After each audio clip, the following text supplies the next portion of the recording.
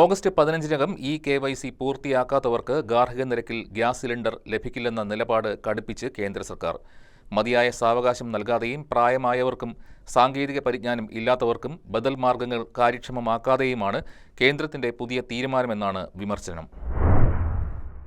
2024-ലാണ് gas cylinder ലഭിക്കുന്നതിന് KYC പൂർത്തിയാക്കണമെന്ന് കേന്ദ്ര സർക്കാർ നിർദ്ദേശം നൽകിയത്. എന്നാൽ ഇത് നിർബന്ധമല്ലാതിരുന്നതിനാൽ ഒട്ടേറെ ഉപഭോക്താക്കൾ KYC പൂർത്തിയാക്കിയിരുന്നില്ല. KYC പൂർത്തിയാക്കാത്ത ഉപഭോക്താക്കൾക്ക് ഈ മാസം 16 മുതൽ ഗാർഹിക നിരക്കിൽ ഗ്യാസ് സിലിണ്ടർ ലഭിക്കില്ല. ഇത് സംബന്ധിച്ച് ഉപഭോക്താക്കൾക്ക് ഫോണുകളിൽ അറിയിപ്പ് ലഭിച്ചു. ഇന്ത്യൻ ഓയിൽ, HP, ഭാരത് തുടങ്ങി എല്ലാ കമ്പനികളും ഇതിലുൾപ്പെടും. ഉജ്ജ്വൽ യോജന അടക്കമുള്ള ഗ്യാസ് സബ്സിഡി ലഭിക്കുന്ന പദ്ധതികളിലെ ഉപഭോക്താക്കളെ വെട്ടിക്കുറയ്ക്കാൻ കൂടി ലക്ഷ്യമിട്ടാണ് കേന്ദ്ര സർക്കാരിന്റെ ഉത്തരവ്.